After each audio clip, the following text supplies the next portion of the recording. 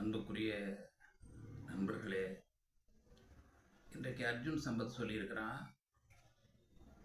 ஒரு பிள்ளை கவர்னர்கிட்ட இது வாங்கல, சர்டிஃபிகேட் வாங்கல, பட்டப்படிப்புக்கான சர்டிஃபிகேட்டை இவன்கிட்ட வாங்கலை, கவர்னர்கிட்ட. அதுக்கு காரணம் அதுக்கு தமிழ் பற்று. இவன் தமிழை எதிர்க்கிறான். ஆர்.என். ரவி என்கிற இந்த ஆளுநர் தமிழனையும் தமிழ்நாட்டு மக்களையும் புறக்கணிக்கிறான்.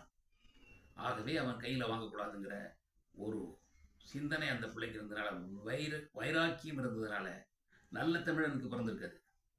இப்போ அர்ஜுன் சம்பத் என்ன சொல்கிறான்னா, அந்த சர்டிஃபிகேட்டை கேன்சல் பண்ணுங்கிறான். என்னையா திருட்டு பயிரெலாம் என்ன பேசுகிறாங்கிறீங்க? திருட்டு பயிர்கள்லாம் அந்த காலம் ஆகிட்டியா?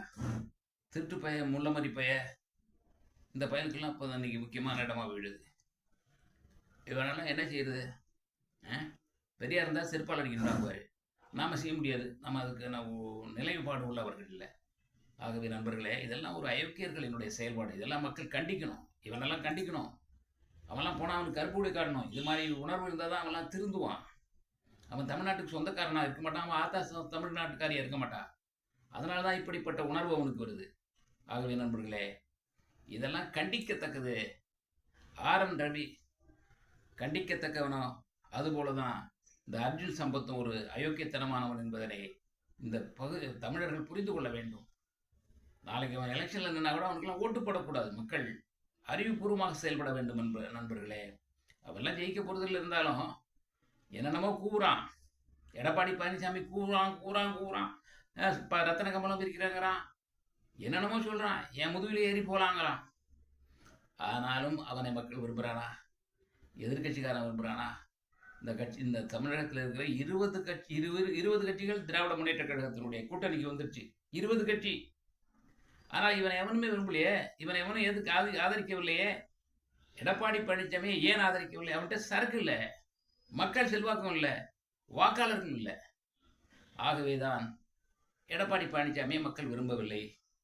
அவன்தான் விரும்புகிறான் இன்னைக்கு பிஜேபியை தமிழ்நாட்டுக்குள்ளே விட்டுட்டோம்னா அது தமிழர்களுக்கு ஒரு மாபெரும் பாதிப்பாகவும் இடைஞ்சலாகவும் போய்விடும் என்பதற்கு தான் திராவிட இயக்கங்கள் தொடர்ந்து போராடி பெரியாரினுடைய கொள்கையை கொண்டிருக்கிற நம்முடைய மாண்பு முதல்வர் அவர்கள் இதிலே மிக தெளிவாக இருக்கிறார்கள் என்பதனை புரிந்து கொள்ள வேண்டும்.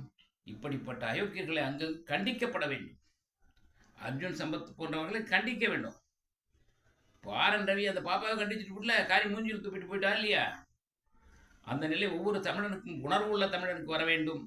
சொரணை இல்லாதவனை பற்றி நாம் கவலைப்பட வேண்டாம். ஆனால் உணர்வுள்ள தமிழர்கள் புரிந்து கொள்ள வேண்டும் என்பதனை நான் தெரிவித்துக் கொள்ள கடமைப்பட்டிருக்கிறேன். என்னாச்சு சவுண்டு என்னாச்சு தெரியல.